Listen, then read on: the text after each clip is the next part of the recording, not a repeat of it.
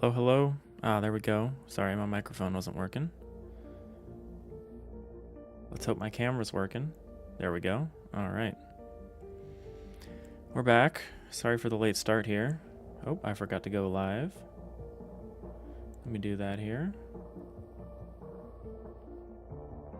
I had a late start today. This is kind of the calm before the storm. There's a big storm coming here tomorrow, so just trying to get everything sorted out before then. It's the calm before the storm. Live on Twitch and YouTube.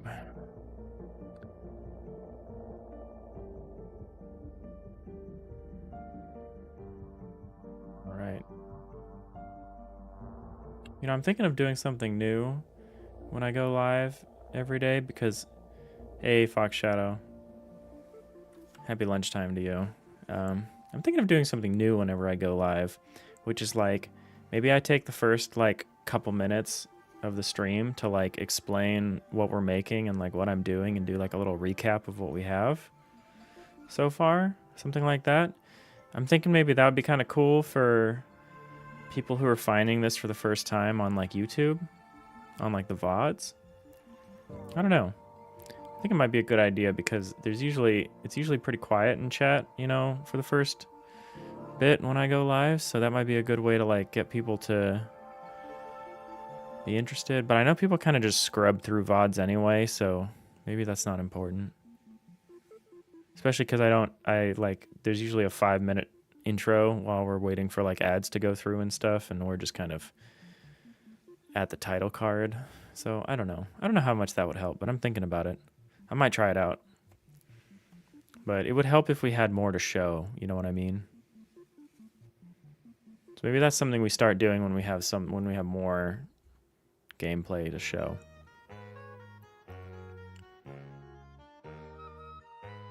But how's it going? How's it going, everyone? And by everyone, I mainly mean Fox Shadow.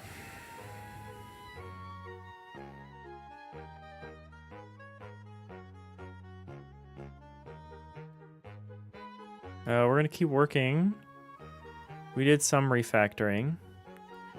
We're gonna work on moving some functionality that was in the chunk list to the component type. Because we're only gonna have one place where you get the helper functions.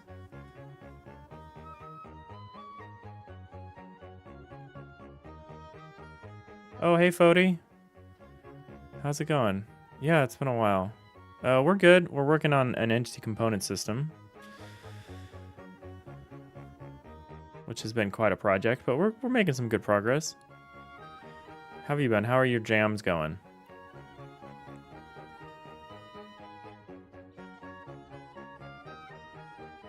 What have you been working on?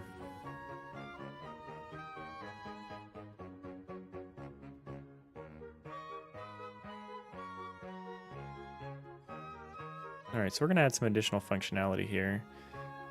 It'll probably be like static functions like this.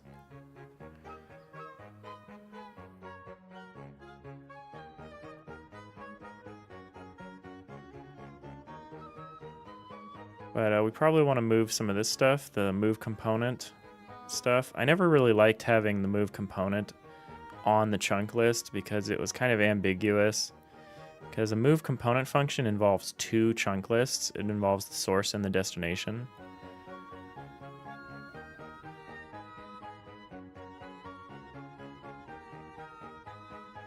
So maybe we just call it on the component with a source archetype and a destination archetype.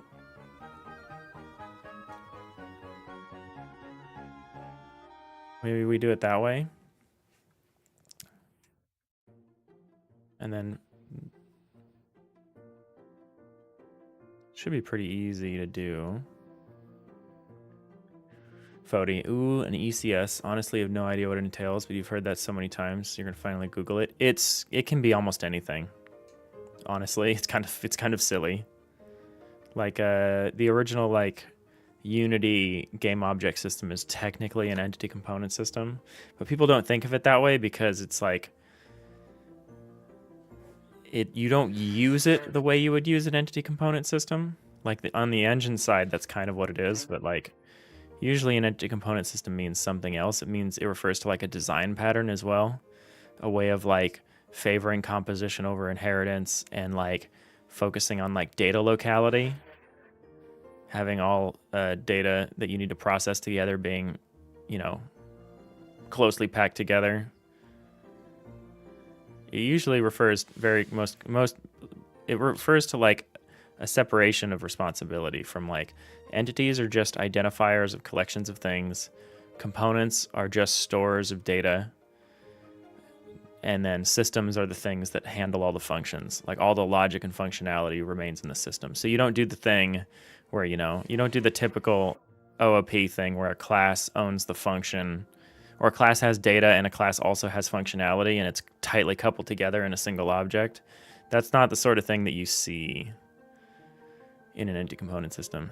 It's kind of misleading. I'm talking about adding functions to components here, but these aren't components. These component class that we're working on, this is actually like a component type class, which is like a handler for like varying actual components like entity ID or position or direction.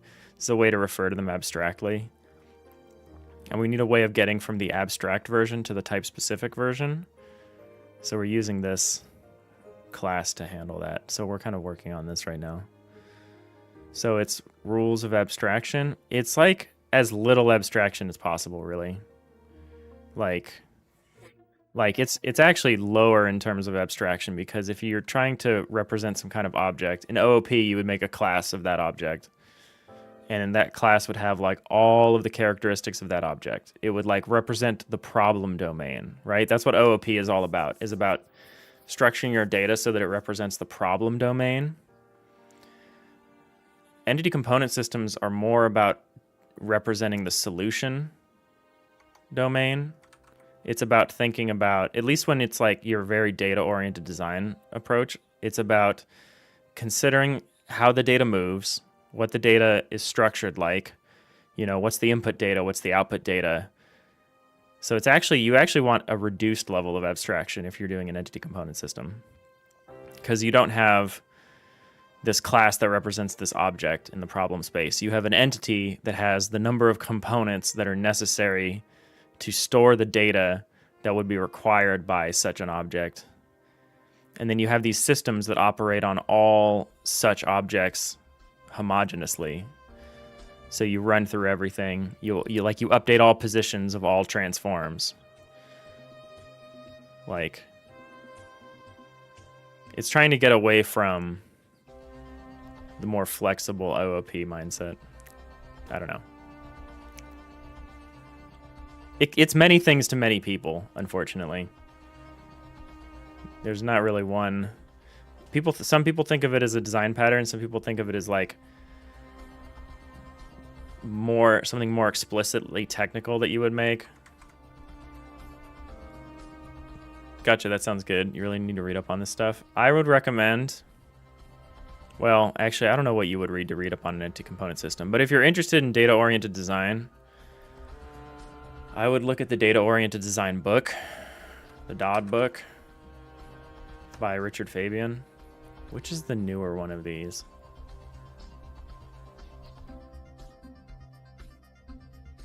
It's free. It's available free on the internet at just dataorienteddesign.com. You can also purchase it, but it's not explicitly about entity component systems, but it is about data-oriented design. I would highly recommend. I think it's a great read. It shows kind of how you would go from object-oriented to data-oriented and why you might want to. So it's not as much about entity component systems. It's about like the design principles behind them. It's pretty cool. Bookmarked. Yeah, I should have just dropped a link, but its search engine optimization is pretty strong.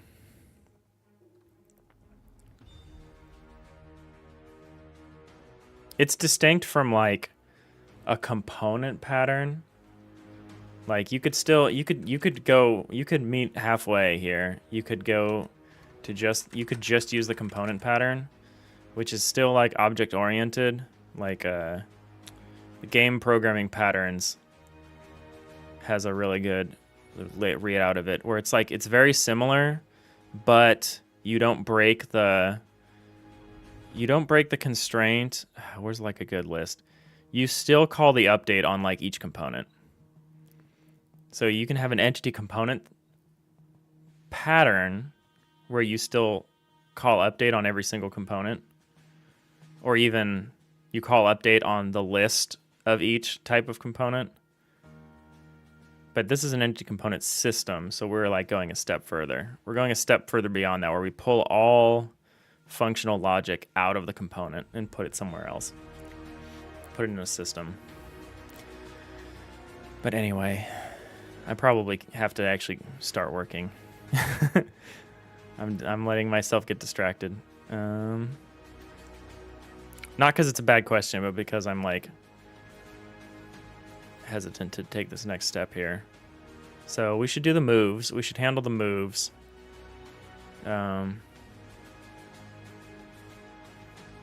We also need to do a remove. We don't have the remove set up. We have the add set up, sort of. We also need to move this.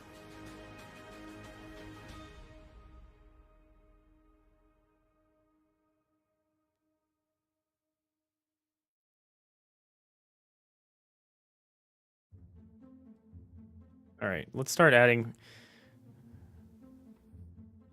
We're putting functionality on this component class because, again, this is not a component. This is a component type. This is like the component in the abstract. It's like a helper class. So we're going to start adding some functionality to this. So we'll say something like public static. Do we want to return, or is this a void? Do we want to return anything when we move a component? Probably not. Go for it. You're going to work along too. Sweet. Let's do it. So we're going to start with a move component. Void here. Move component. It's not going to be by type T. Actually, it is. That's the whole reason we're doing it this way, aren't we?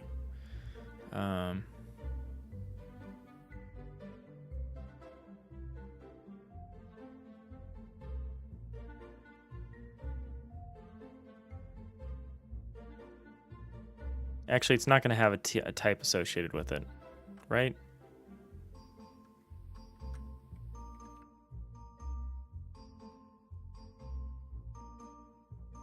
Because we don't need another type to move, to do the moves.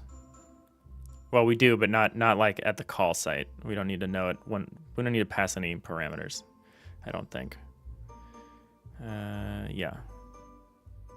So it's basically this. So let's just copy this over and then we'll mess with it as we need it.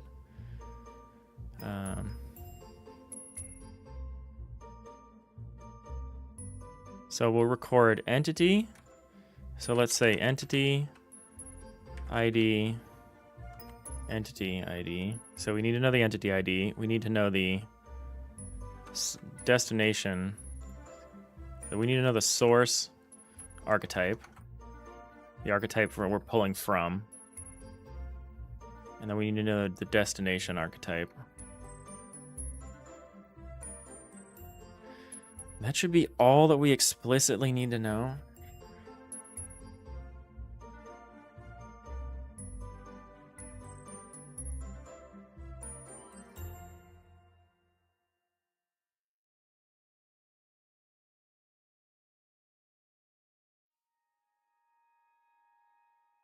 So when we do this move, we're capturing this process here where we copy all. First, what we're mainly doing is we're moving all of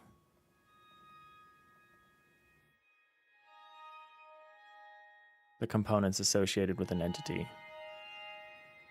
from its old archetype to its new archetype.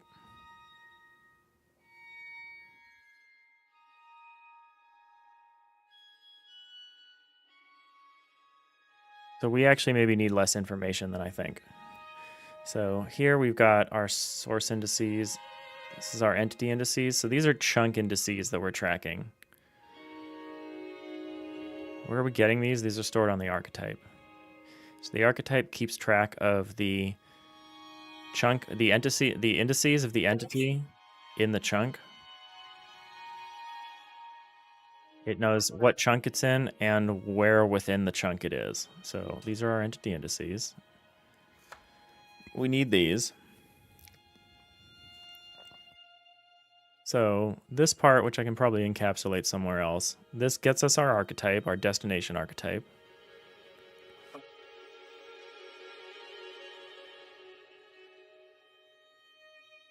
We grab the indices, where this entity is in the source archetype, which we don't necessarily need to do here. We might actually put this functionality, some of this functionality on the archetype.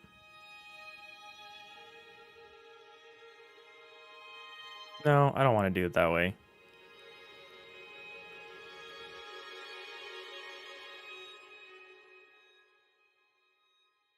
We honestly might just have a, well, no, we want this to be distinct from move components. We could have a move components function, but it's not capturing the additional functionality here of the add component because we're adding an additional piece to the composition, and that's the special difference here. Thanks, Bart Lane. I'm getting ready for winter.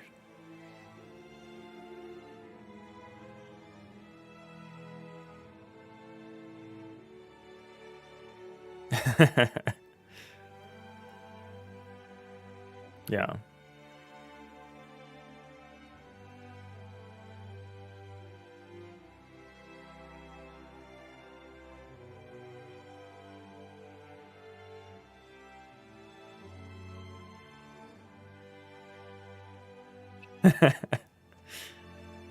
It's okay. It's funny. All right, so we get our source chunk lists. So yeah, I don't know all about this.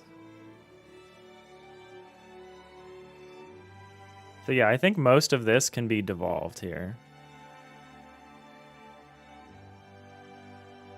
No. We do this here. This actually isn't going to know all of this information. This is just going to know.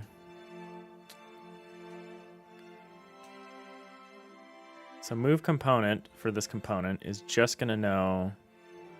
I feel like maybe we should do component moves just off of bytes.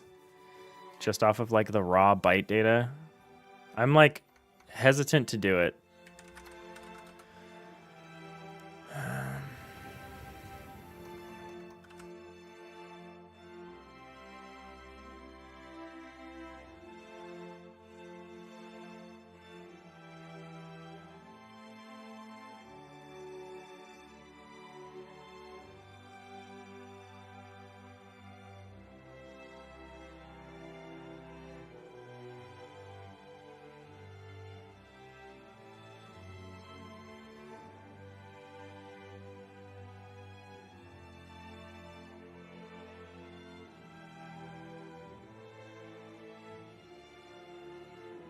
All right. So the way we're currently doing this is we're going for each chunk list in the source archetype. Grabbing the chunk. We're grabbing the destination chunk list for this flag, for the corresponding flag.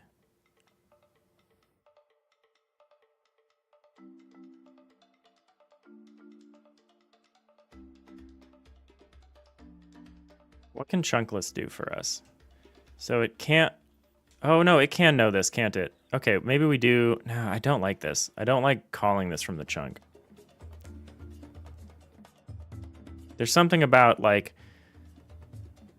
keeping this function on a chunk list when it involves two chunk lists that I don't like. I want it to be a function that's held by someone else that just involves both of those chunk lists. I think that's what we want to do.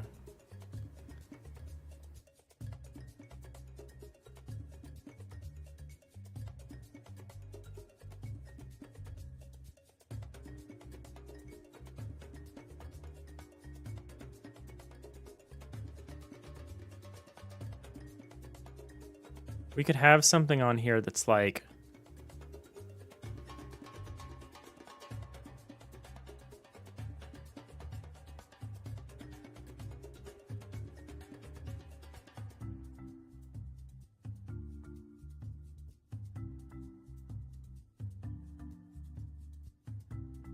you get like we could have like a first available index property or something. So you call the chunk list and you ask for the first available index. And then that does the logic of like, where is the first available index? And if we need to add a chunk or remove a chunk, then we'll do that.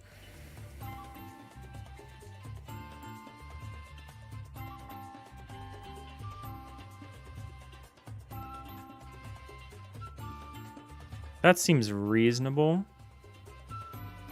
I don't hate that. So we would have like a public integer first available index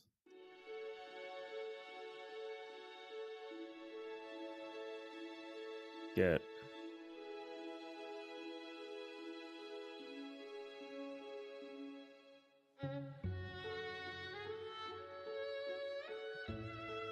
call it get first available. Let's make this a method.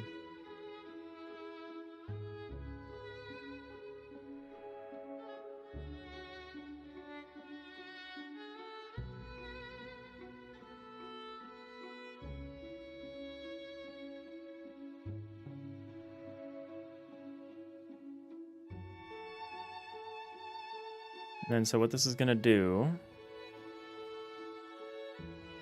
how did we do it currently? We basically do this.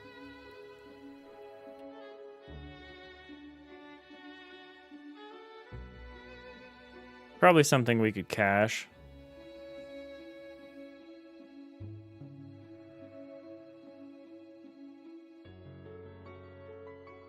No, we won't. We don't want to do it this way.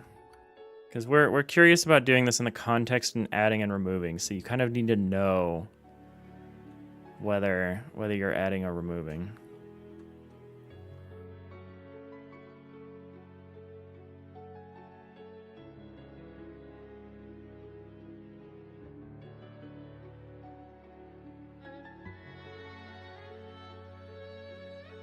And you kind of know whether you need to do this for all lists, don't you? You actually have an idea of whether you need to do this for all the lists or not. You don't need to determine this on a per list basis because you have it's the same max items per chunk. This number is the same for all lists in an archetype because it's based on the largest archetype or the largest component in the archetype. So we can actually do more of this here, maybe. All right, let's just write it out and then we can figure out who owns it.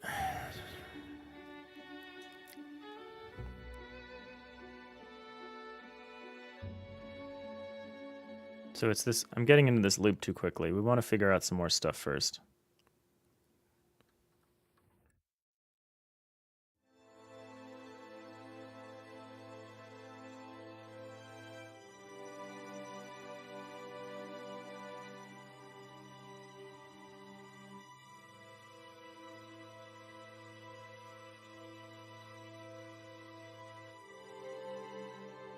We can actually go by the destination and do this in a single loop here.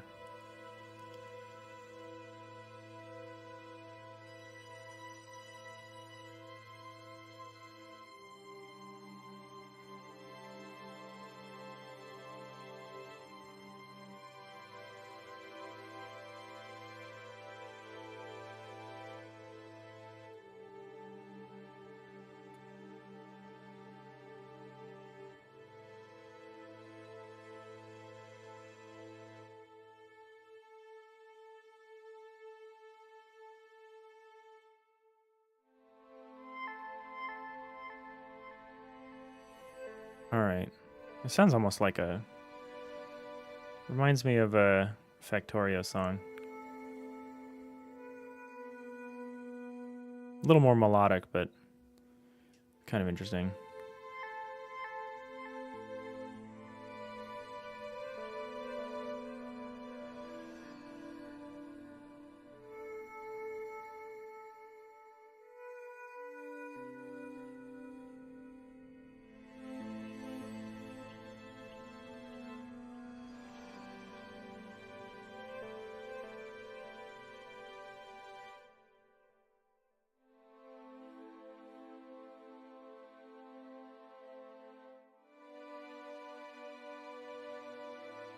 Maybe we should establish the destination indices.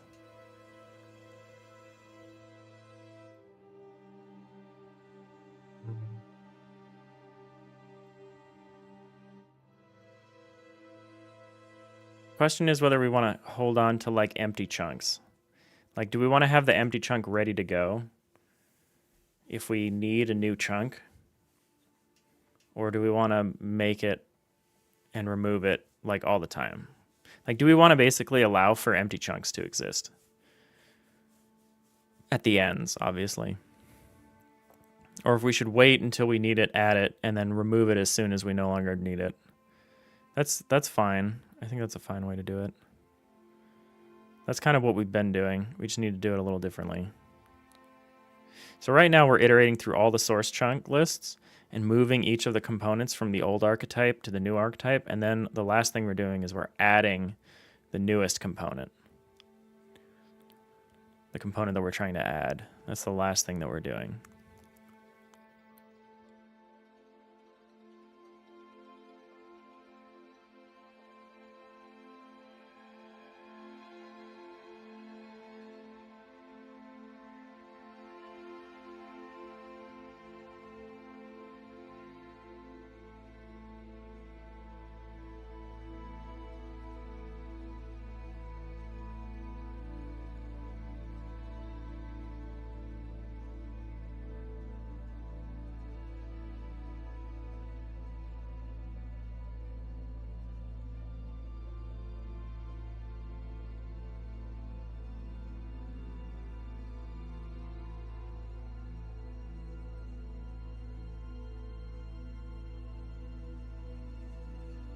Alright, so this stuff, this part of it needs to go onto the component. This part of the information. The actual movement between chunks needs to be per component. And we do it here because it's type specific. So the issue is we need the chunks. We don't have the list of the chunks.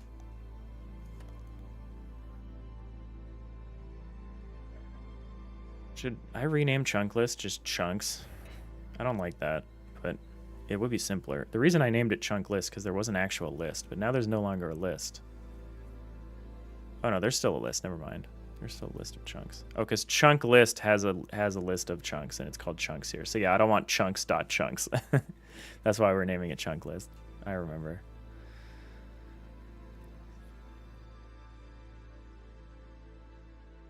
We weren't naming it component chunks, which is I was tempted to call it component chunks.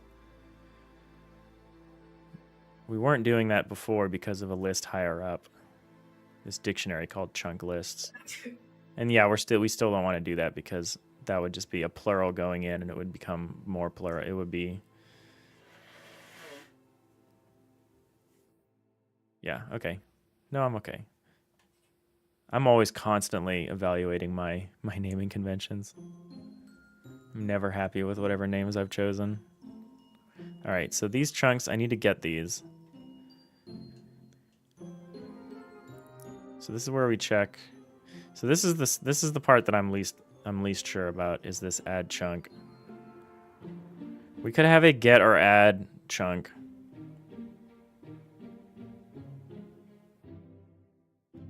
But I don't love that. So we have this source chunk. So we've already got the chunk, in theory. Oh, this is the source chunk. We need the destination chunk. Which is why I was going to pass archetypes in instead. Okay. Excuse me. Fody, you do that all the time too. Automated renaming, refactoring is a godsend. Oh yeah, the actual changing of the names is easy. The hard part is deciding what to change it to, right?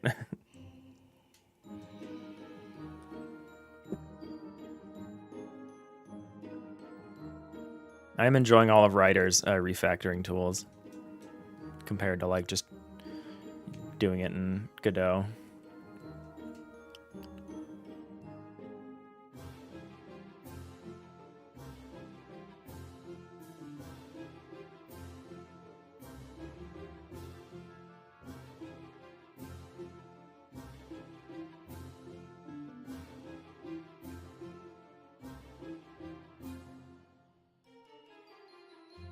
So maybe the archetype wants to keep some information about its chunk lists. So we have max items per chunk. We could also store an item count.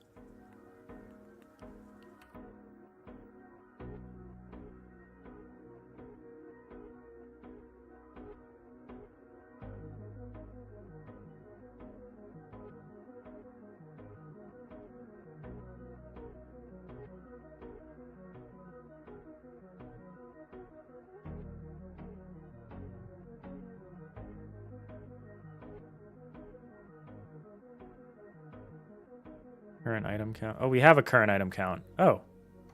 I have this thing, I don't use it. Let's use it. What is wrong with me?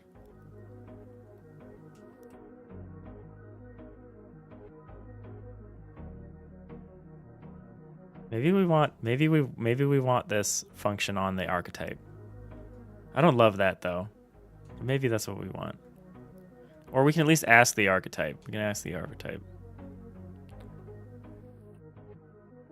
The reason I want to pass it into there, I want to do it somewhere closer to the chunk list is because I want to add or remove chunks as we do or do not need them. Which is not that hard. But I need someone to like keep track and like decide when that should happen or not.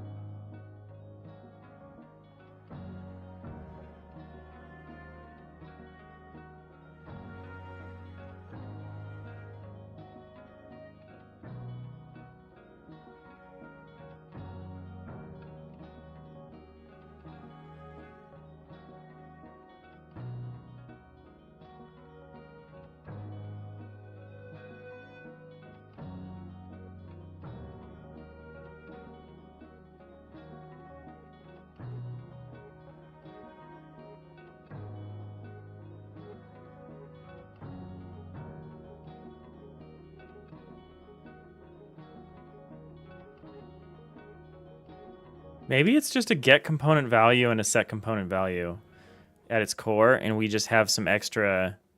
Maybe we write that first. And then this is just some additional, because we do need to send that information over.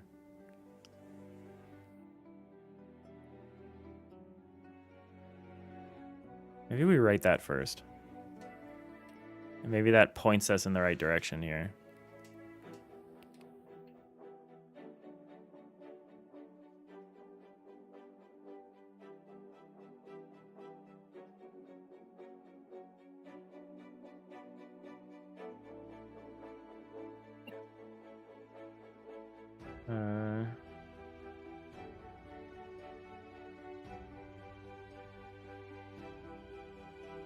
We need to know the type of it, or we need to return the type of it. We can just pass in.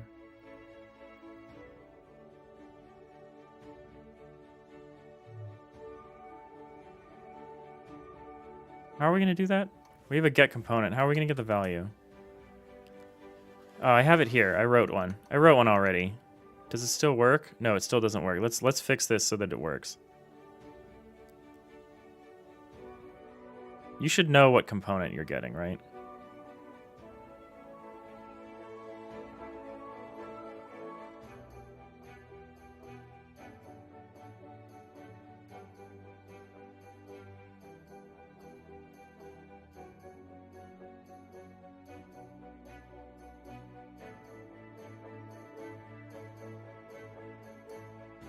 Should be a ref probably, a ref T.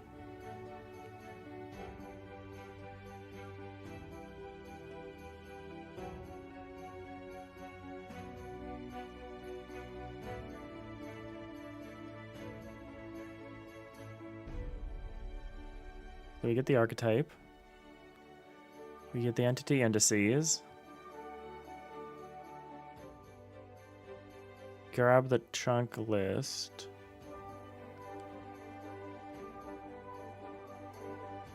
And here we return. So it would be component T.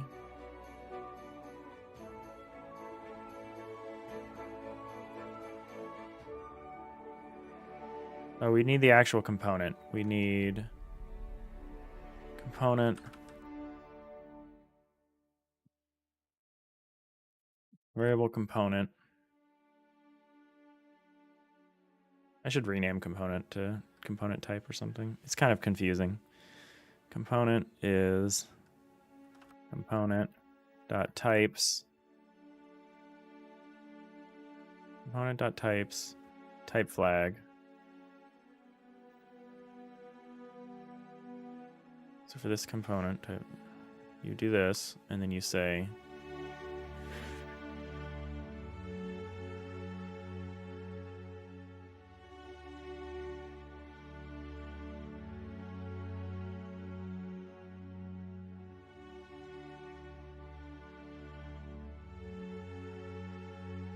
read only.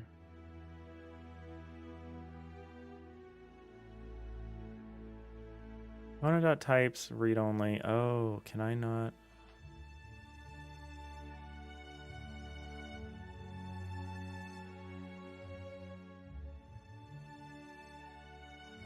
Okay, we need to put this functionality way down here.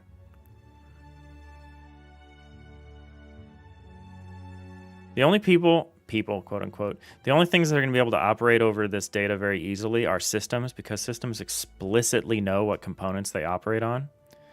So they can just call directly to component T and they can specify the T they want. Us, we can't do that very easily in places like the manager or the archetype. Because an archetype doesn't necessarily know, like, I mean, it knows, it has a list of these things, but it doesn't know, you know, it doesn't know in such a way that we can add a concrete type, because it's got to be flexible. It's generic. It's fundamentally generic. So when we say something like get component, that doesn't actually really mean anything for the world here. That really only has meaning down here. And you can really only do this in a context where you have the type, because you would need to call in, you would need to provide a concrete type to read only or read write. It's my understanding. So how did I think this was going to work? So that's kind of weird. Putting get component on here doesn't maybe make a ton of sense then.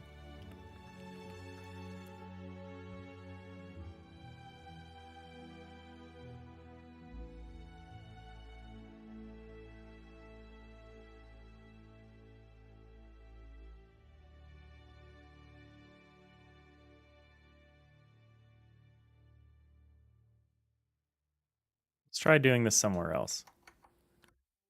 Let's start small. Let's start at the simplest things of getting and setting components, and then we'll work up from there.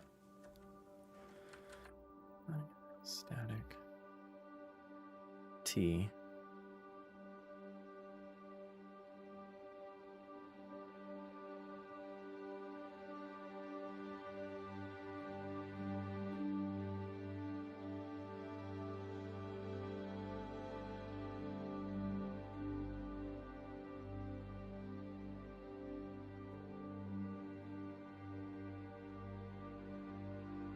We just need the entity's ID.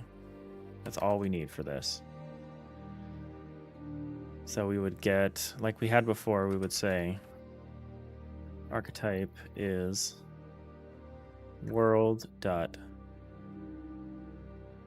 We could put something on the world like get archetype for a given entity.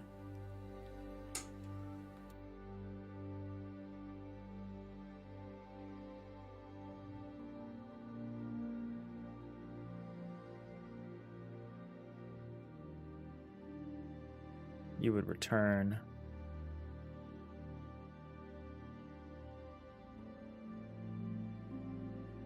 Or you would try. You would try to return.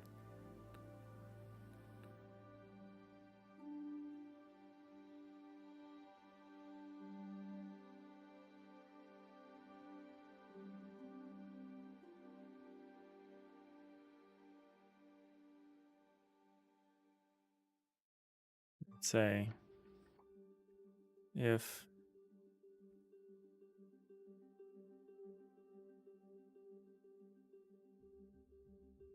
so we try to get this value. If we can't get it, we would throw.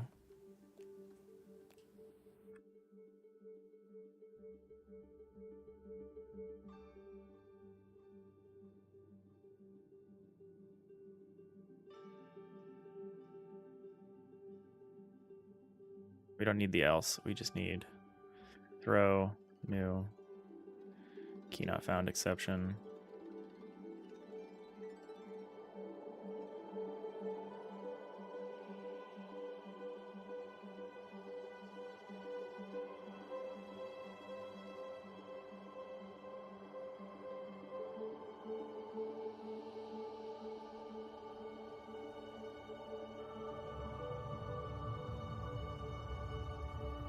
Is that how this works?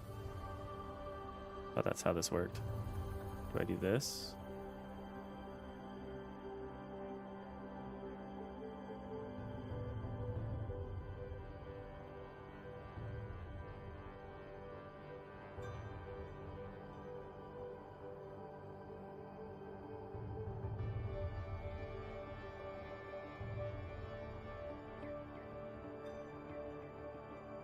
I swear I had something that did this where we injected like thing. I got rid of it, didn't I? All right, to GitHub. To GitHub to figure out where I used to have this. Where would I have called that? I would have called that.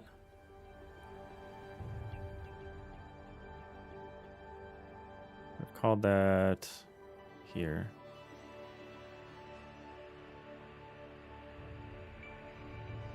Oh, it was where we got the size.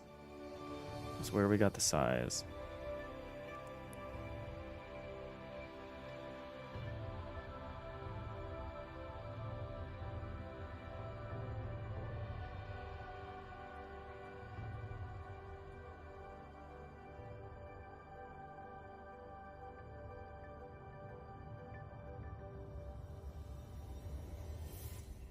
Ah.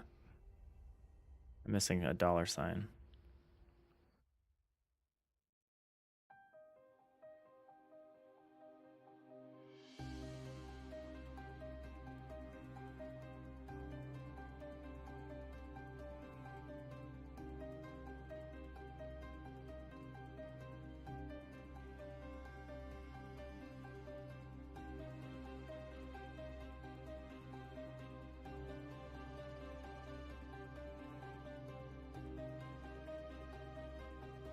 I will be right back in 1 second. I gotta answer the door.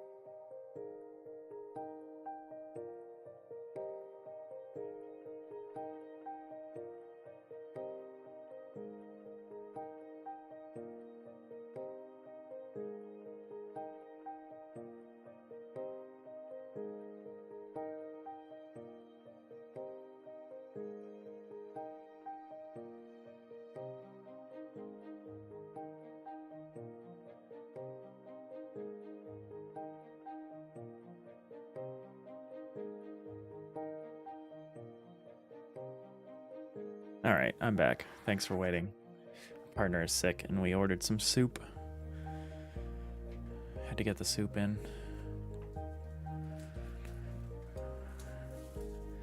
All right, so with this, we're either going to return the archetype for this entity ID, or we will throw an exception. That's fine.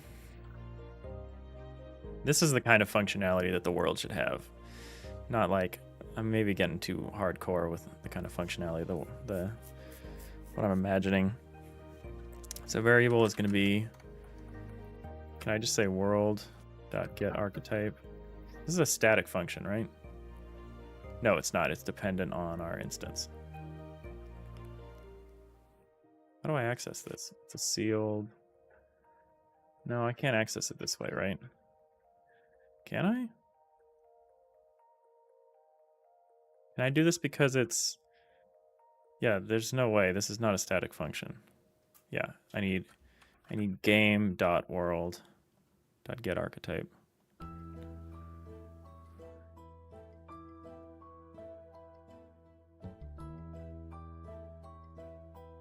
So we get our archetype.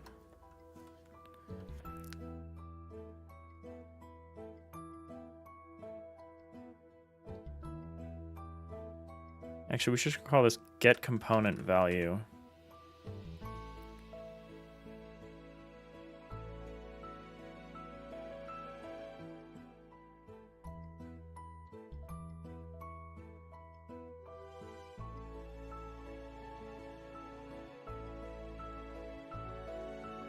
Call this read-only span and read-write span.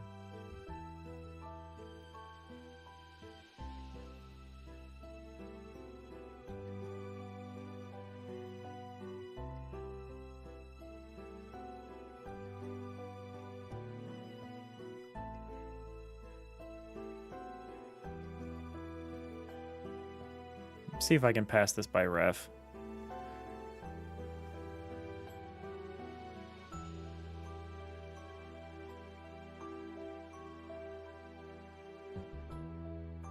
Actually, no, I don't want to pass it by ref.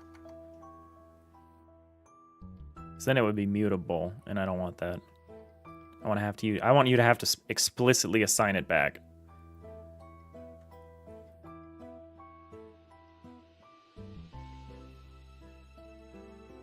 So we've got our archetype. We need to get the chunk list. Chunk list is archetype.chunklist for our flag.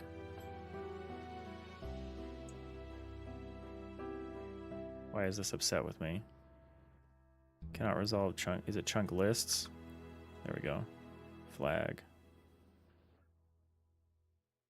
Cannot access. Oh. Yeah, this is not a static function.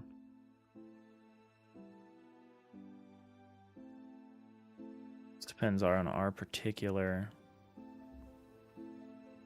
That's fine. That's fine.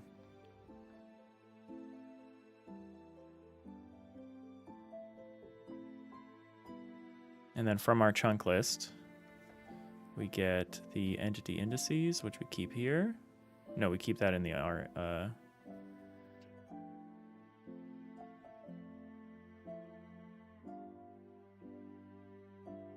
let's say variable int indices. The indices.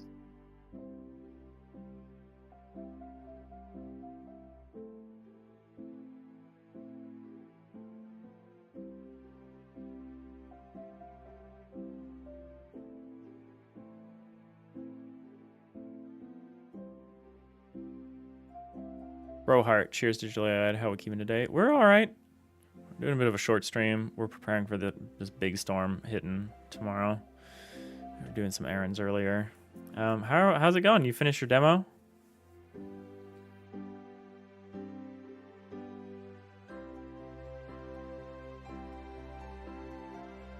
Oh yeah, you got snow up there. Yeah, I mean, I say storm. We're getting the. I'm in San Francisco. We're getting like the least of it compared to Northern California. They're getting like 10x worse weather than we are here, but it's still like gonna be a major weather event.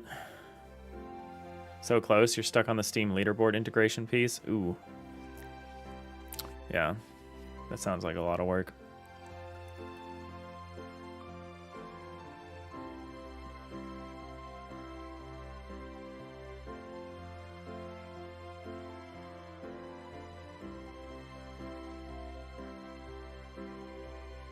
You moved the project to Godot 4.4.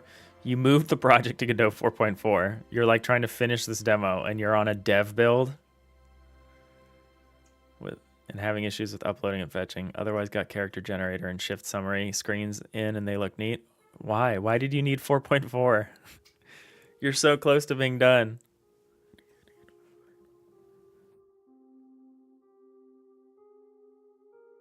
You just love the bleeding edge. The in-game editor is amazing. I mean, I guess, but your game is like done. You should have just finished it under a stable build. But then Godot Steam support. Oh, has Godot Steam support changed in 4.4? I mean, I guess you're implying that it has. Was it supposed to be better?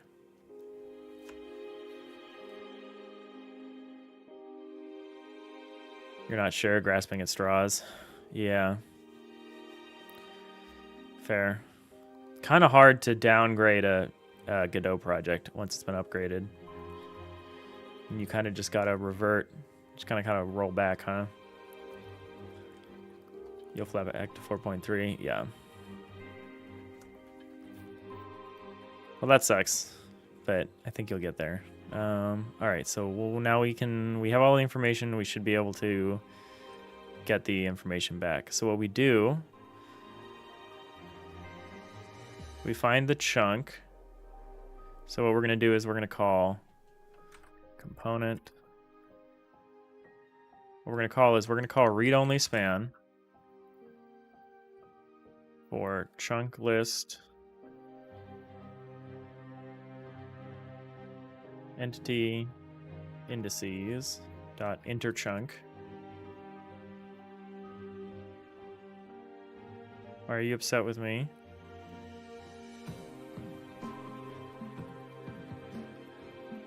Oh, chunk list dot chunks.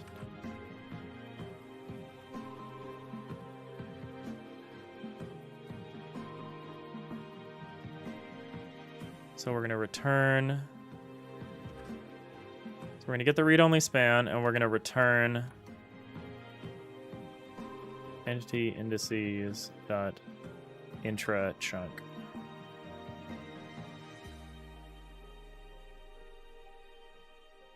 This can't be a ref. No, it's going to pass by value.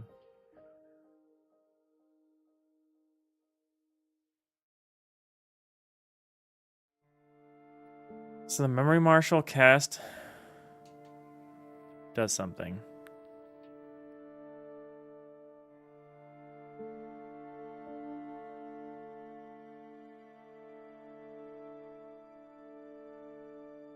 I mean, a span is itself just a reference into the underlying memory, so we don't need to worry about this. Okay, so this will give us a specific individual component value back.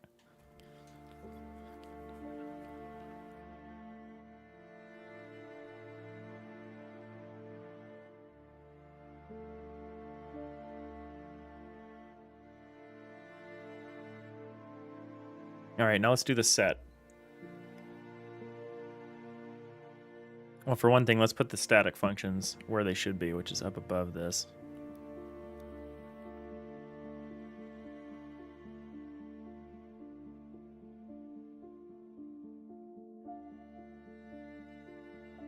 Well, this doesn't need to return anything. This can be a void.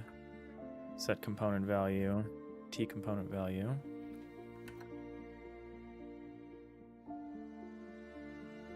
So this is the same.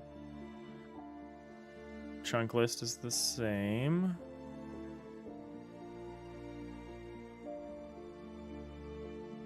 Here's the trick. So this only works. Yeah, so this is fine for setting and getting.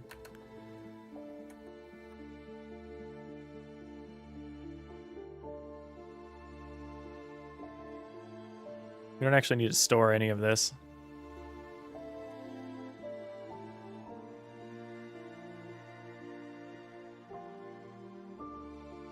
Except maybe it would help to have entity indices. Yeah, okay, no, we can keep. We don't really need to keep this chunk list thing though. We can just say this.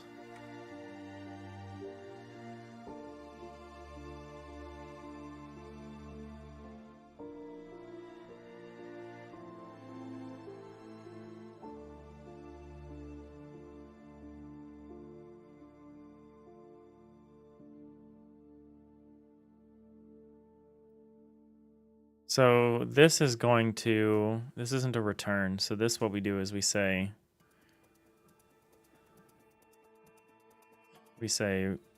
read write span archetype dot chunk lists flag dot chunks enter chunk. And then we get the intra chunk. Yeah, and then we just set it. Let's call this value for simplicity's sake.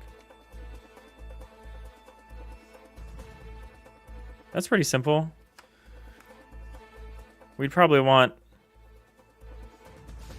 some more optimizations if we were setting more than one at the time. If we're setting or getting more than one. But this is fine. Does this help us?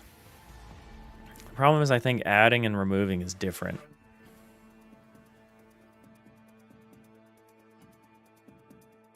Adding and removing is distinctly different. Oh, we're in ads. Oh well. We're still just gonna think about this. We're not making any huge progress here.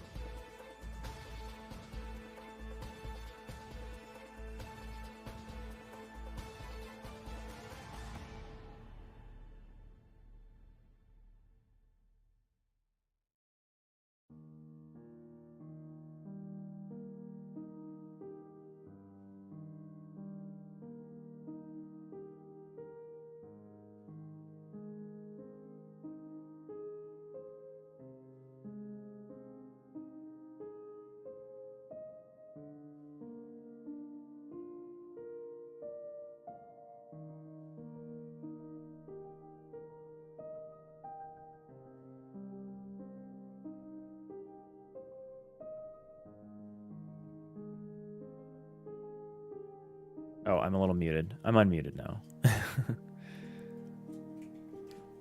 Yeah, we're back in about 20 seconds from the break anyway.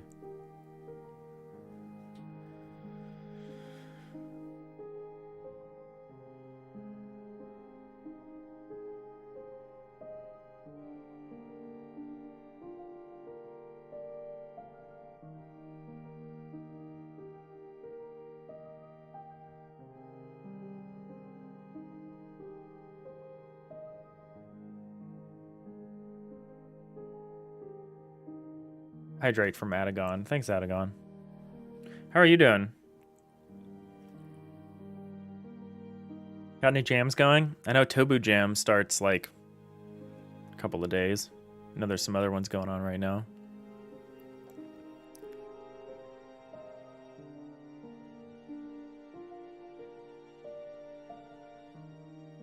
Might do a real quick thing for Fun Jam. Okay, sounds good. I know, and I know for like the academic season, it's like a really busy time. So I presume you're pretty busy with that stuff. Oh yeah, Tobu Jam starts tomorrow. Yeah, that's great. Are you thinking of doing it, Fody? Do you got your team together for it?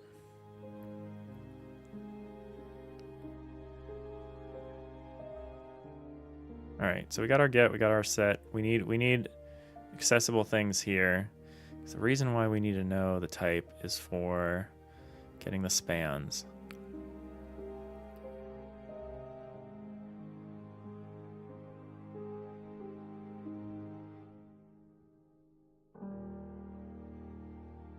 Probably do a really simple add and remove that just takes advantage of the get and set we just wrote.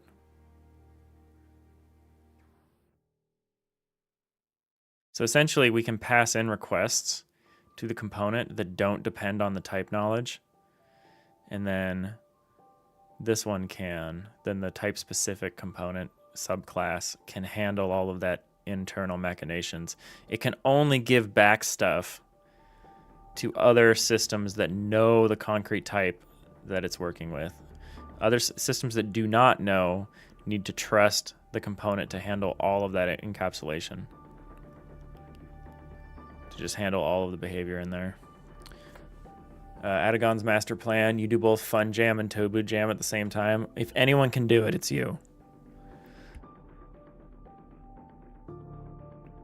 That's for sure. Fody, yeah, if the theme is good, you might make something really simple, either solo or with your usual artist buddy. Yeah, your artist is great. You're thinking of combining Tri Jam with Tobu Jam? Man, it's jam season, huh?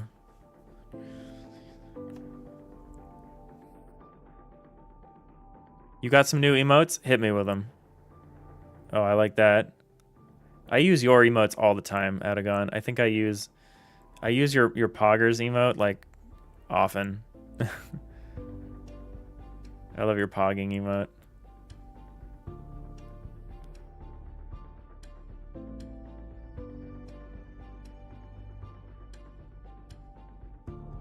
These are good. These are good. Adagon Shocked is pretty cute. New animated ones are being made at the moment. That's great. That's great. My problem is I don't really get a new emote unless I participate in a jam. It's like a weird thing that started happening. Mainly because I just don't work on art otherwise. If I can get back to art, maybe I can start making some more emotes. But I kind of like my little weird tradition of making an emote for each jam that I do, which so far has been 2, so I need to do more. I don't know if I'm going to have time for another jam until the next Ludum Dare, though, but I'd like to. One is a rat conga. Oh, okay, that could be fun. One you can chain, like ship it. That would be good. I love the chained ones. Fody, Tri Jam is on every weekend. It's the one with the 3-hour optimum dev time. Optional unless you want to compete for first place. Wow, Tri Jam. What's with the try? That sounds like an Omni Jam. It's like all the time. It's like the constant jam. The Stream Team Jam is at the start of... Oh yeah, someone mentioned this to me. Someone mentioned that there's a Stream Team Jam. I'm like, apparently there's a Stream Team Discord that I am not on. That's the only place that information about this is being shared. So I've only heard about this secondhand. Yeah, I think Fullbox or something tried to add me, but I think only like Falonier can do that or something. I don't know. I haven't seen Falonier in a while, so I haven't bugged him about it. But yeah, I'll figure that out because that could be a fun jam to do. End of January sounds like something good to hold me over. It's after the crazy holidays and a while before the next Ludum Dare. So yeah, that could be fun. You'll beg someone to invite me. Thank you, Adagon. All right, well, what am I doing? Oh yeah, I'm adding some type independent command functions here.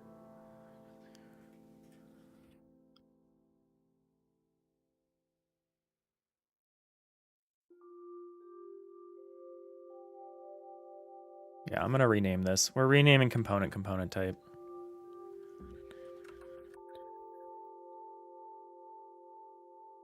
It's too weird because I'm constantly talking about how components shouldn't have functionality on them, and here I'm adding functionality to components. Component type is the thing.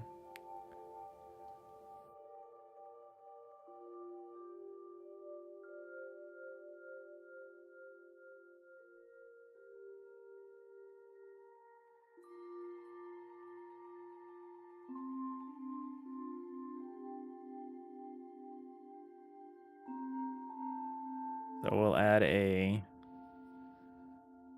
Can this be static? Can move component be static? Yeah, it can, because it doesn't depend on any... Well, no, it does. It does depend on it, stuff. Depends on our own flag. Okay, so down here we'll just add public void move component. Public abstract.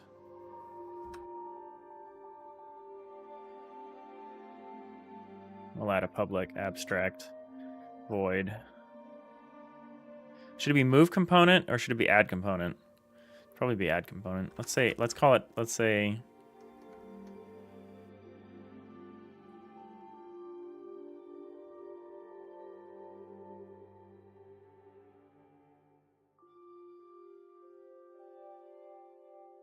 add and remove. Yeah, maybe let's start with move. We'll add some additional detail. Because move doesn't care whether it's an add or a remove. Well, it's kind of ambivalent. It's not really involved in an add or a remove. It's just moving. And a move involves a remove and an add. Well, not maybe an add. Whatever. Who cares? We'll figure this out.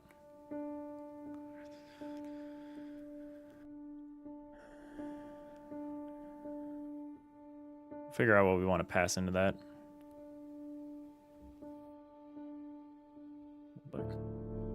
Void move component. Override.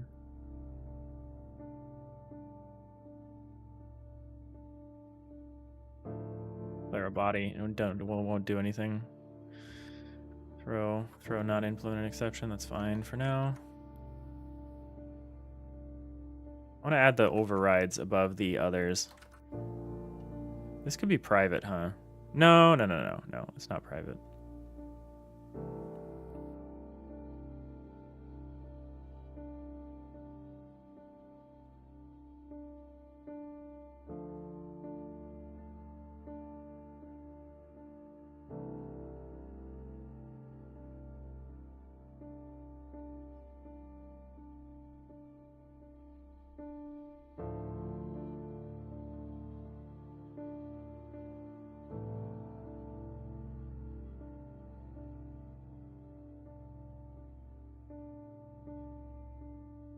Our read-only spans could... Our span functions might end up becoming private.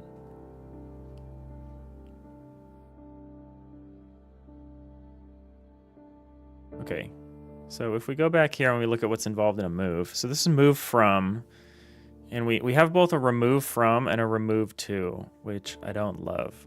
So the move from we would call on the source chunk, and it would move...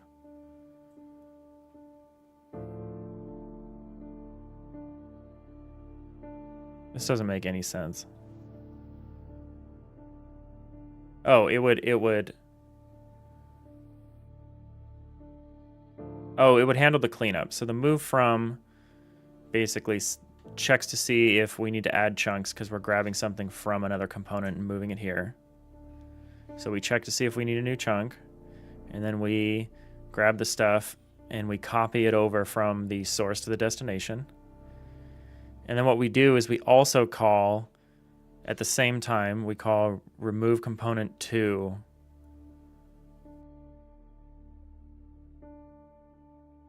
on that same chunk, on the source chunk, because the source chunk needs to then fill in the gap that was left by moving the component over. Right. Okay, so that's why we do it like this. The question is, do we still have some of this stuff? Where do we put this? Where do we put this? Organizationally, it matters a little bit. We have an add component T here. I'm tempted to go through all of this and then just have a set component down at the end here. So we just say like, so we just get rid of whatever this stuff is. This is a call to add component value, which is a function we don't even have. We just say, we just call component type dot types type flag dot set component. Oh no, we can't do that, can we? We need an add component. We can't call set component, so we do need to route this through the component type. Because the component type's the only thing that's going to know what kind of types we're talking about here. So we're going to say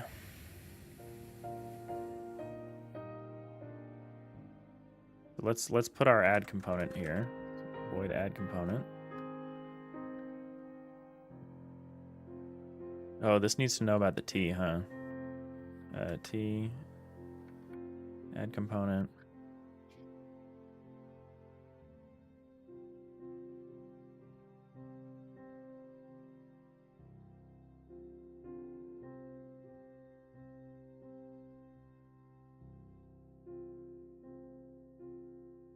Where T is unmanaged.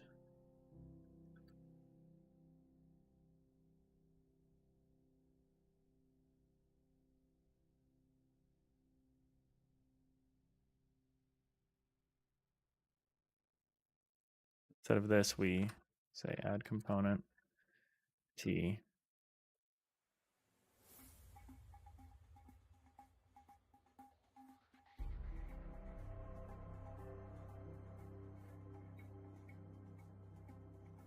The ID, entity ID, T value.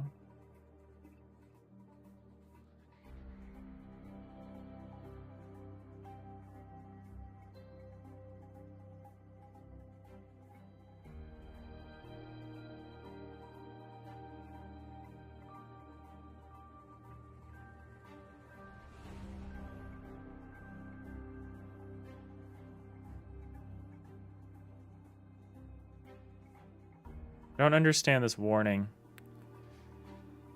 Type parameter T has the same value as the type parameter from the outer class component type T. Yeah, it does. But I need to include it because otherwise the signature doesn't match.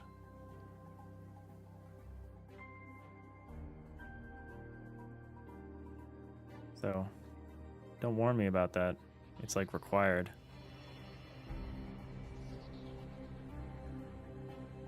Like, how am I supposed to get around this? Level 3 compiler warning. Type parameter is the same name as the type parameter from the outer type type. It occurs when you have a generic member such as a method inside a generic class. Yeah. So the method's type parameter is not necessarily the same as the class's type parameter. You cannot give them both the same name.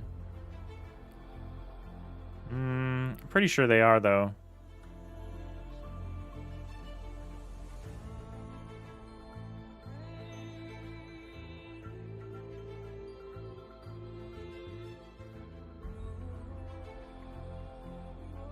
I guess I can't guarantee that they're the same.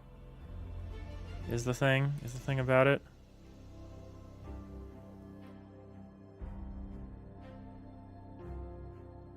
So I should name it U.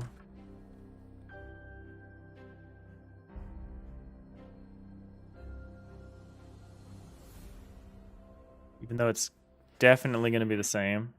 I wonder if there's a way to get around that. I mean, I understand that they're like, there's no hard guarantee up here that that's the case.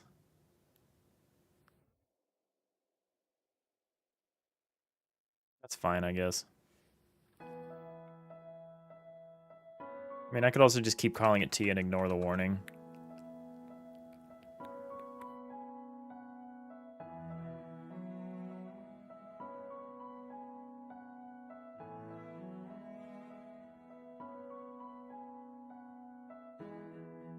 Yeah, I'm using a pragma here to disable the warning because I know better than the compiler, apparently. Probably shouldn't normally do that. But I'm doing it because I know. I know what's going on here. All right, so we're handling the add component entirely in here then. We're just going to pass in the entity ID and the value that we want to add. We should call this maybe like add component value. Maybe we just have an add component and then we set the value. No, that doesn't make a ton of sense. Because we need to pass the value in. I'm going to call it add component value.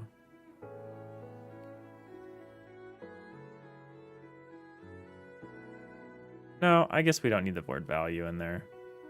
Because I've changed component to component type, so I don't think it's confusing anymore. So let's call it, let's just simplify the name to get component, set component, add component. We need a remove component as well.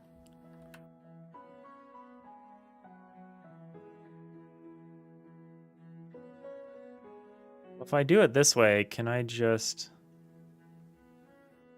put the set and the get on here? Yeah, I should put the set and the get out here as well. So we have add component.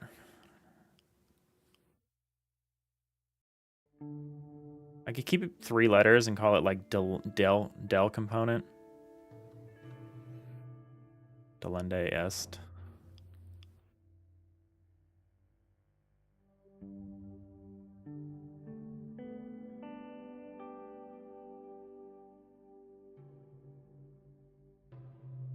Daily component.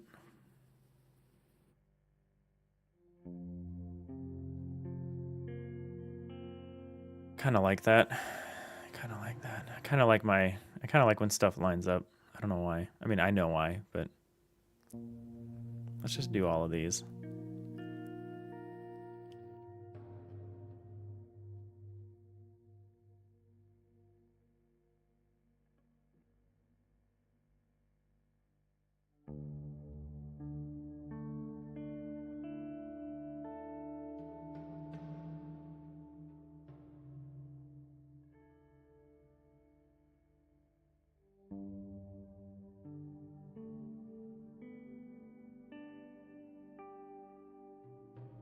This isn't a void. This is a T.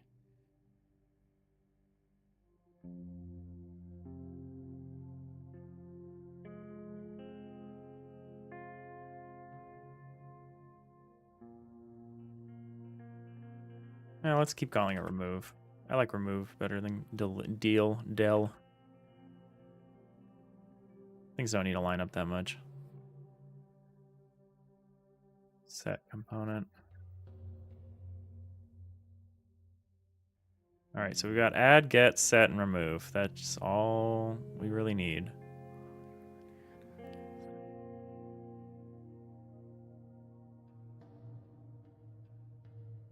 We're gonna just put them in here. So we'll do override. How can this not, there's no suitable method for the override. That can't be true.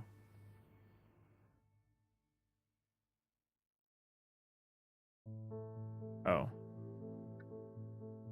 Specify this.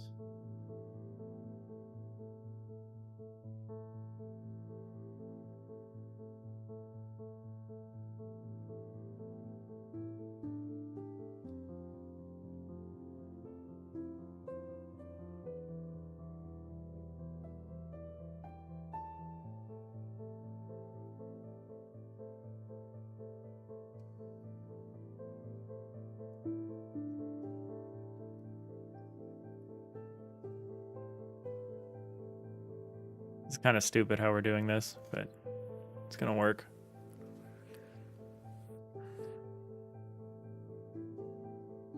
This compiler warning that I pragmat away is telling me that, like, I need to make sure that I am always calling. If I have a specific type of component type, if I have a specific component type, and I call one of these functions like add, get, set, remove, I must pass in the same type that this type is, or we are going to have a bad time. And it is on me to do so. Compiler cannot protect me.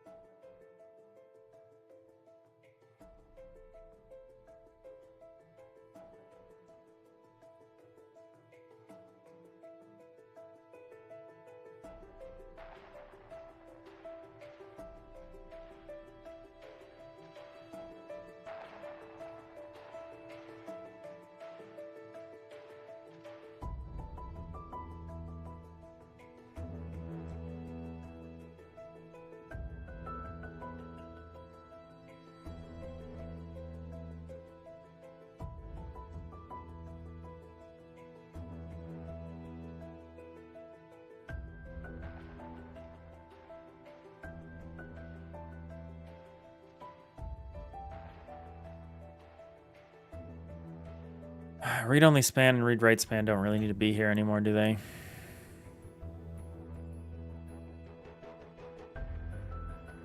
So now we have to actually... Oh wait, hold on. Why is this letting me do this? Do it this way? Can't possibly be letting me do it this way. Oh, it is. Why is it letting me do it here, but not here?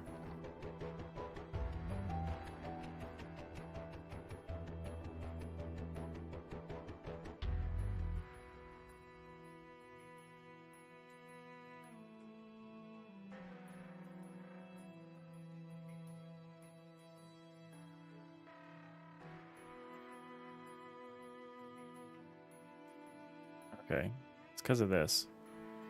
The same way that this value won't work. Okay, so yeah, there's a conversion issue at in both places. So this must be...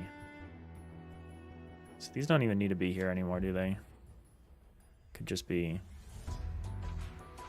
a utility function.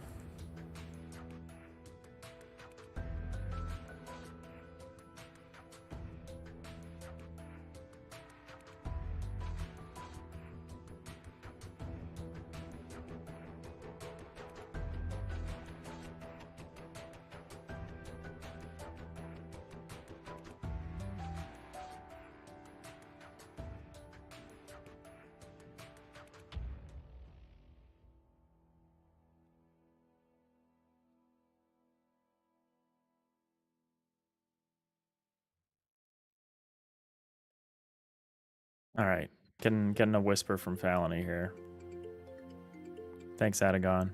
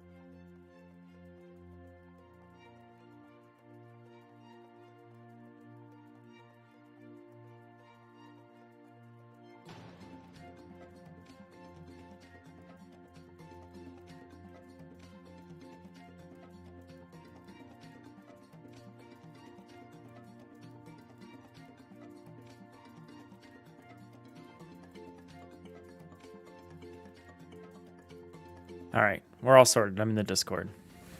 Beautiful. See what this is, event's about.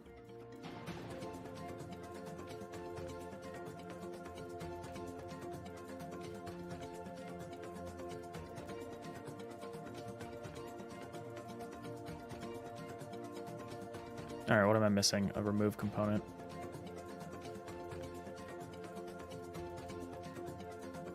This feels like I'm doing something hacky here. I guess remove. Yeah, remove and add needs to know what we're doing. Remove and add don't really need to be here, do they? But we need a way of calling get and set. The easiest way to do that is to just do this here. There's some alternatives that we could consider.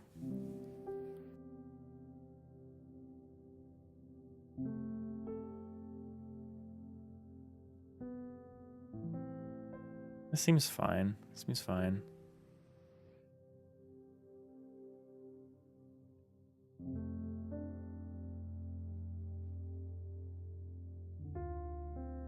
All right, so when we do this whole thing, this add component here,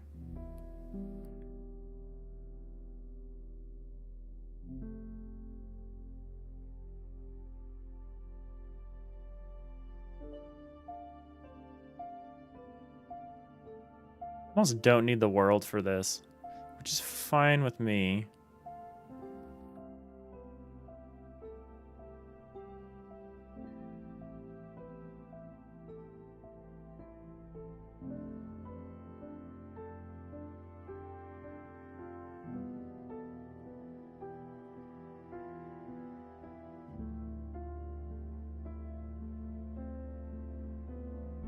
Now we need to think about the...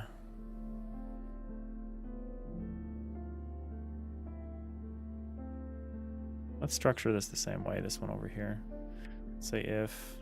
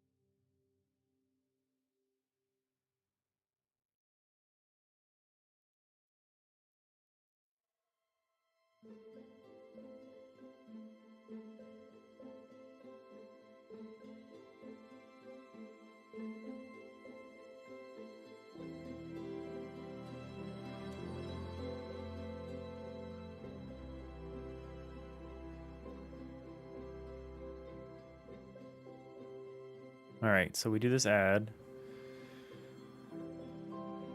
Go through. We need to go through every component, copy over all the components in the source to its corresponding destinations, and then add whatever the last one is.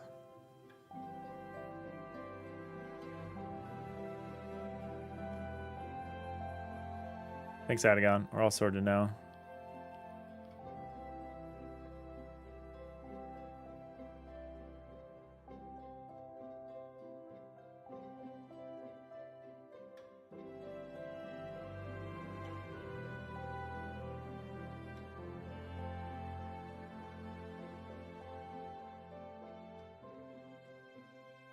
January 17th to January 31st, 2 weeks. I'm going to read more about this later. I'm just very curious.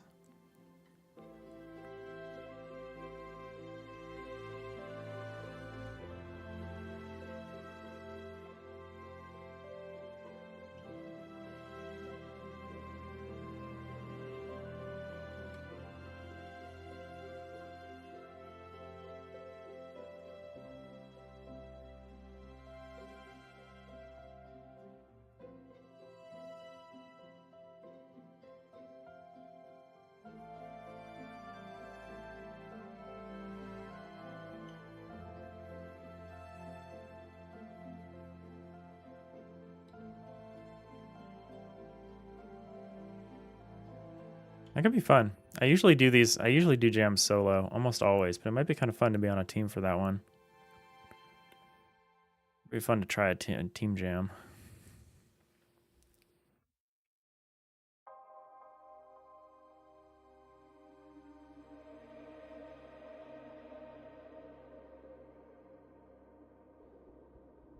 All right, let's do this. So we need to move all of these things. We've decided that we have some hooks into each component for adding a component, getting a component, setting a component, removing a component. And these handle the actual nitty gritty of doing this. So like add component. This, we can let this handle some stuff.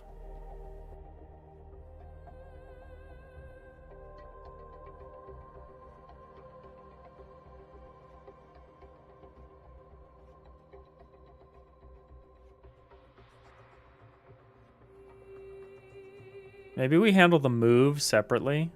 No, the move needs to know about the component type, huh? We do need to have all of that on here. Any manipulation of component data directly that needs to know about its type kind of needs to go through the component type, the way we structured this. So maybe we just do it all here. Maybe we add a move component. Void move component. It would be entity ID, entity ID, and then what, like, oh, we need to know the type that we're, what I don't love is, what I kind of want to constrain is I want somebody else to handle the overall move. Like the fact that the entity in its entirety is moving. I like the idea of having the move information here on the component type for a given specific move, like an individual move, but the overall move, like of all of the components, should be managed somewhere else.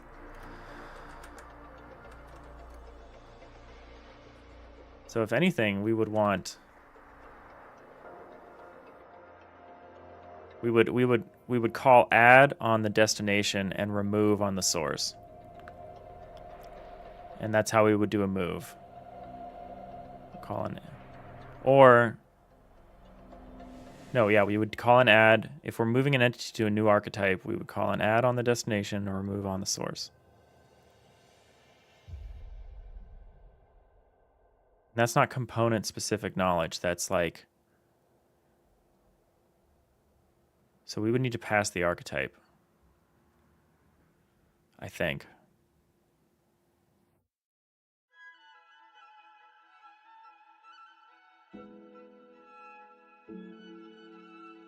We could take advantage of T here to do something. All right, maybe we orchestrate this on the archetype. Because the archetype has some knowledge about like items per chunk, has a full set of chunk lists.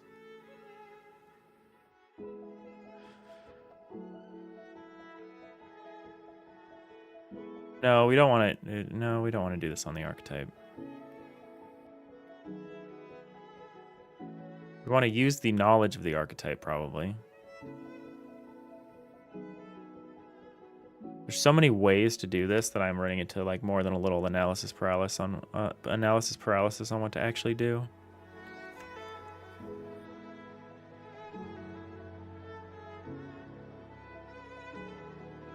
That's fine.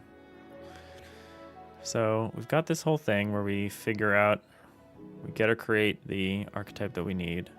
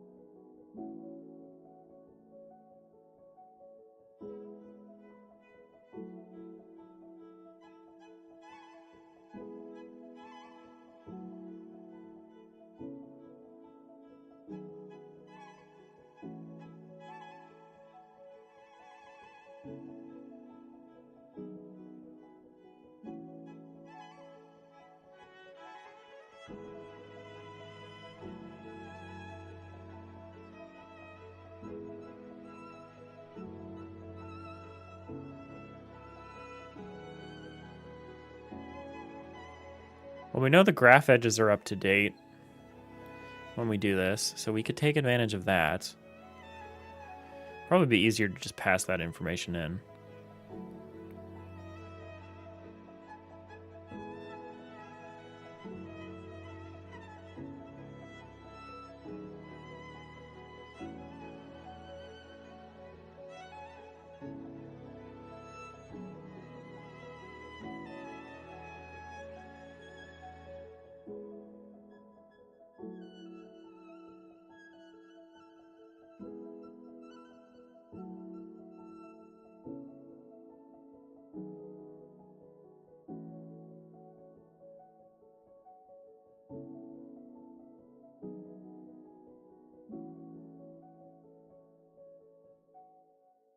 So to add a specific component, let's focus on this. This is where we do this chunk list stuff. This is where we move the chunk list stuff over.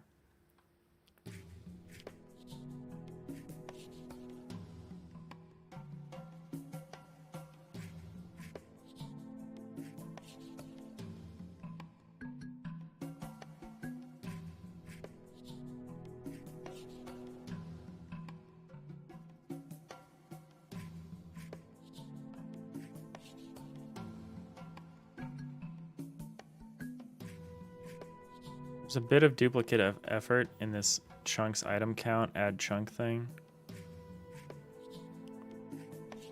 Oh, and we want to do this on the chunk list because the chunk list needs to register.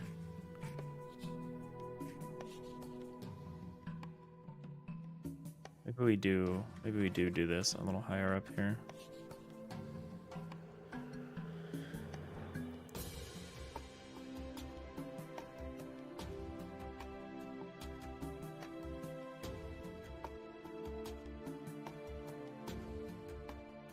Yeah, we're doing it here. We're doing it in the world here. We get our indices. We get our chunk lists. I don't really know what a value collection is.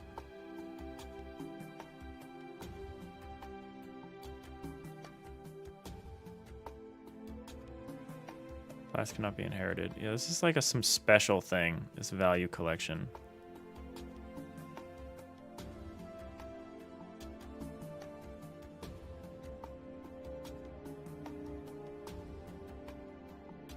Alright, so whatever. We get the full set of lists, which is value collection of the...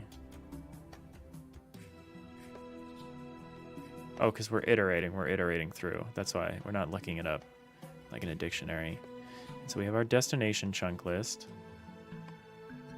for each variable, source chunk list and source chunk list. So we go through all the sources. We have our destination chunk list. This is probably where we do it. This is probably where we do the chunk list thing. So let's say, let's do this check here.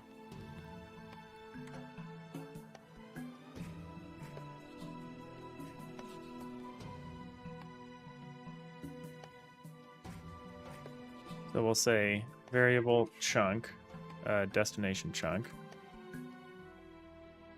is, we're going to say dst chunk list dot chunks. So we'll get the last one. So add chunk should return a chunk. That's kind of what I want, actually.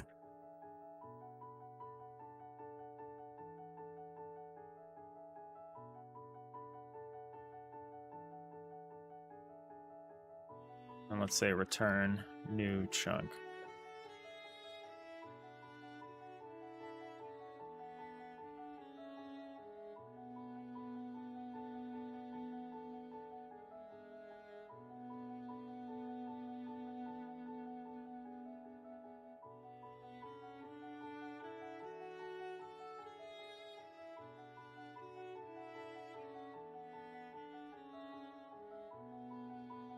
Say destination chunk is chunks. So it'll be chunks. So if chunks item count is, we need destiny. We could say source archetype dot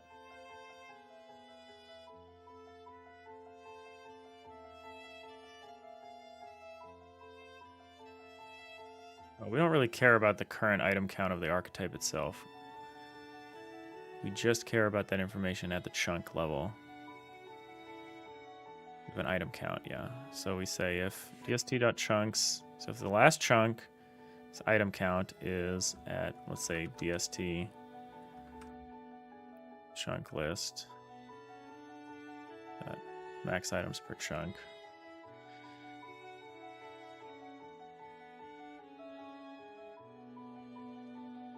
We can say, what we can say is we can say if the item count is less than the max items per chunk, then we just return dst chunk list dot chunks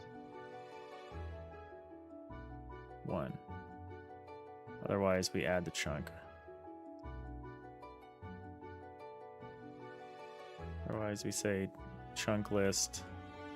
There's a better way to do this, but let's just get something together.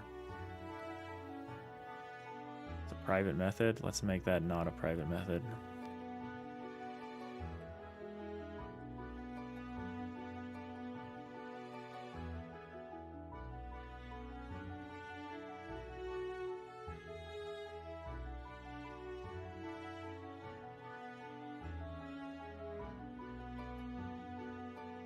I kind of want to hide this behind the... I kind of do want to keep adding a chunk private.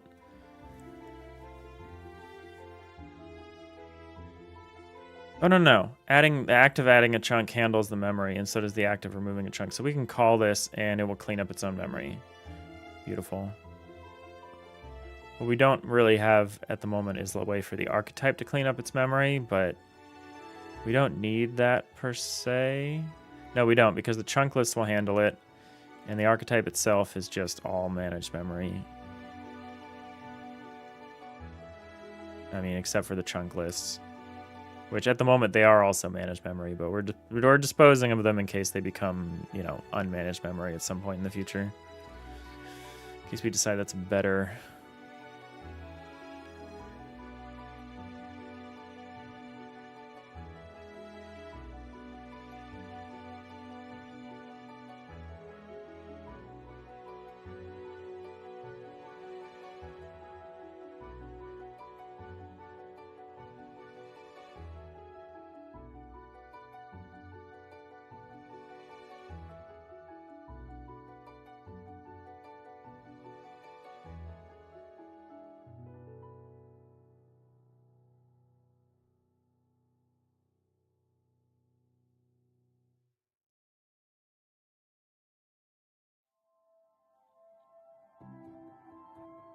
We don't need to get this each time. We could just cache that, but who cares? All right, so we get the chunk. We get the chunk that we're sending everything to. We already have... no, we have the source chunk list that we're getting everything from. Oh, no, we grabbed the source chunk here. Source indices.interchunk.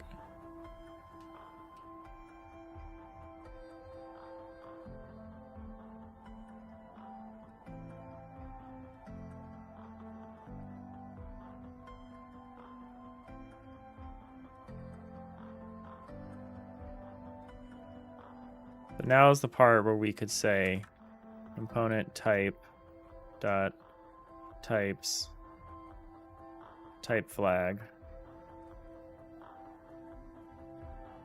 dot add component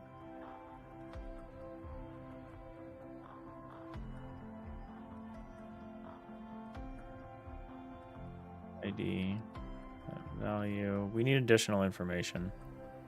We need to pass in. Do we need to even pass in the entity ID? That'll just be copied along with everything else, right? I don't even think we need the entity ID. No, because we treat entity ID as a component, so we'll move that along with everything else. So we don't need to pass in the entity ID.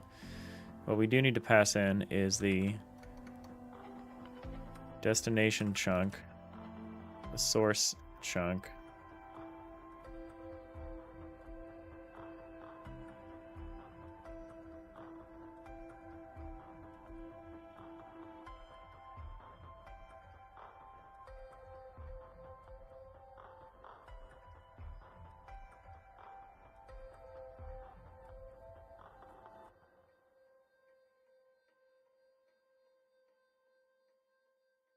the chunk know about it? No, the chunk is just a struct.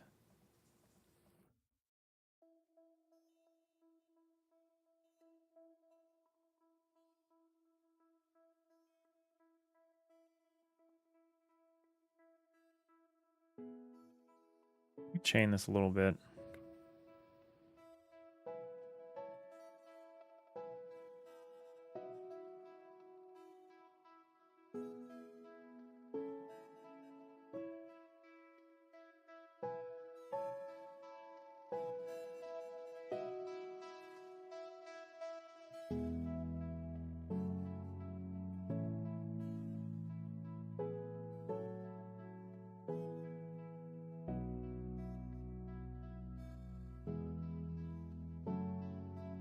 This is fine. This is fine. This is fine for now.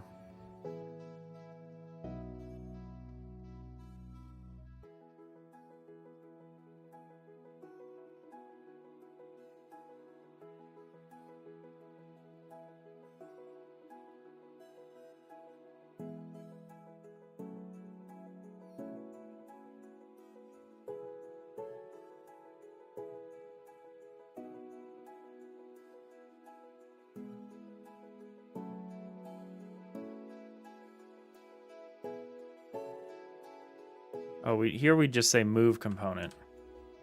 Move component. Destination chunk, source chunk. We don't need the value. Destination source chunk, source index.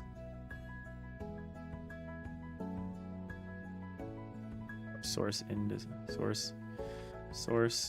indices dot intra chunk.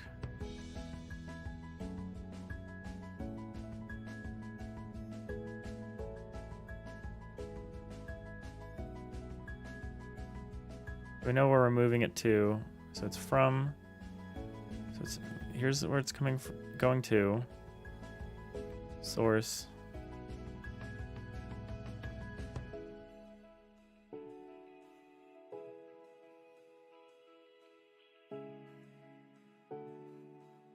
No, move T has this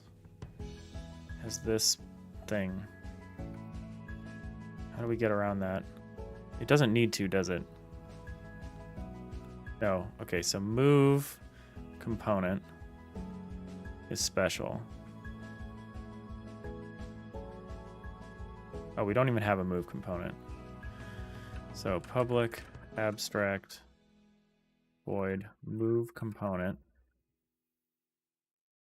chunk source chunk or chunk destination chunk source chunk integer source index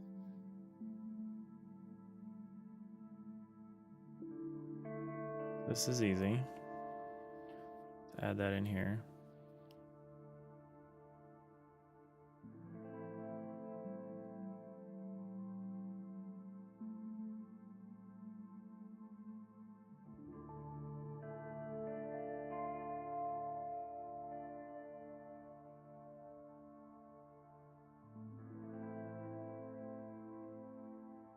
Move will basically be like this.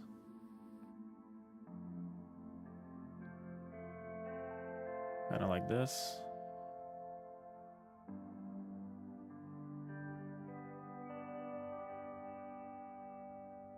So we know our destination chunk already. Our destination, so read, write, span. Oh, okay, okay.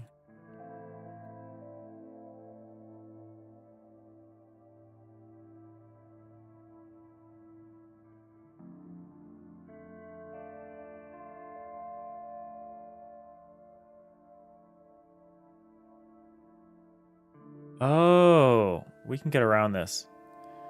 We can get around this. So set, okay, here we go. I figured this out. So set and get don't actually need to be part of the abstract component. They can be just here. They can be just in the type specific variant. And I'll tell you why. And it's because if you're setting or getting, you know what you're working with.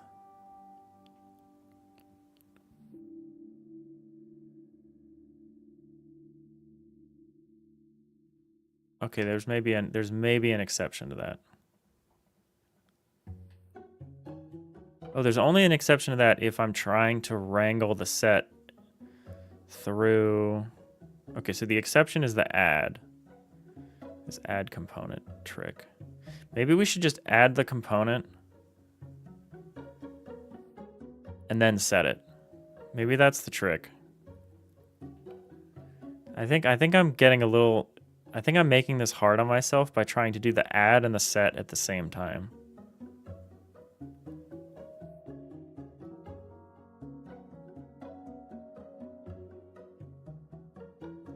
Because it's trivial for a system to set a component. It's a lot harder for the world to set the component because the world doesn't have all of this concrete type information. Well, it can't just pass this along, can't it? It's still tough, though.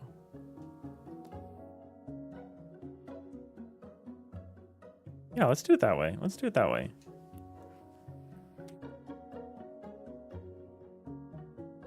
I like that. That should be easy.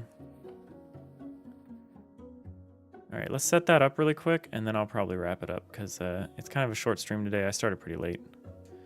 I gotta have some lunch and then get back to work. The day job work, not the good work that we're doing right now.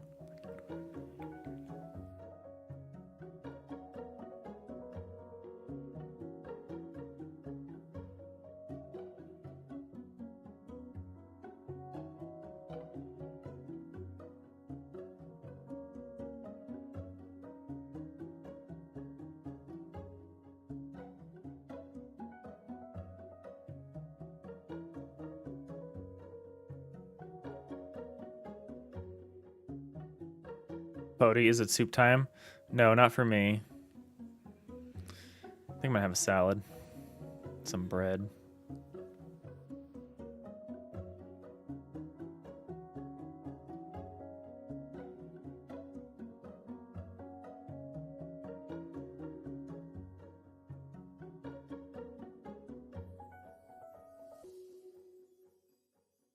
Oh, I'm gonna snooze these ads.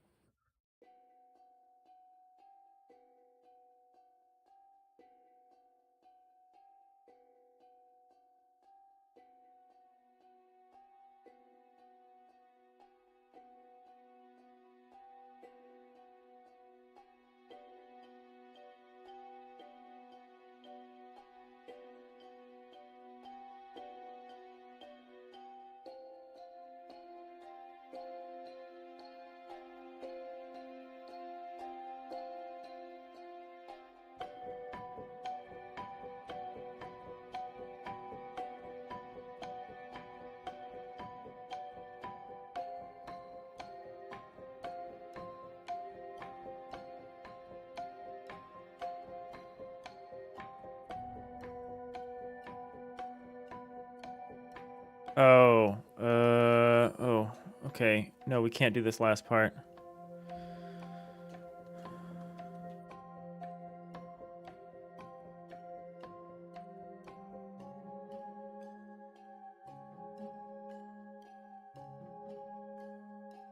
We can, just not here, I guess. We can do this.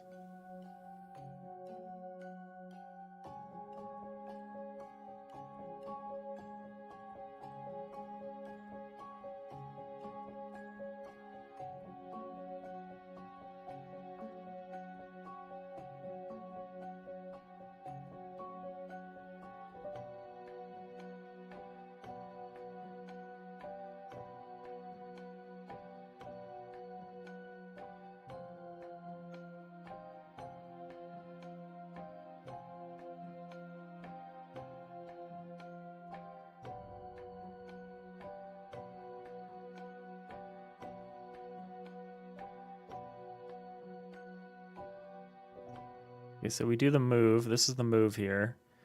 We just get the element from the read-write span, or we just take the element from the read-only span, add it to the end of the destination chunk in the read-write span. We know this move is safe because we've already checked. Make sure that there's room. And then what we need to do is we need to do something here. So what we need to do is back where we are doing this, where we're setting this up, this move here, this add component move here. So after we do this, we need to say destination chunk list is, oh no, we need to say destination chunk list dot chunks 1 is DST chunk with item count equals DST chunk dot item count plus 1.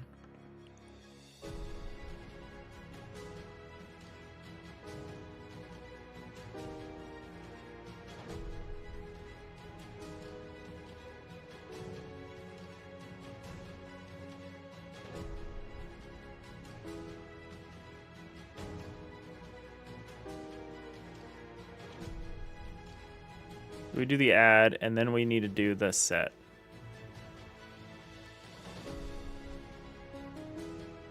Oh, F. Okay. No, this is complicated. Oh no, so we do the add, we call world, and then we do the add. I feel like I should just have the add on here then. If we need to call the add, then the set.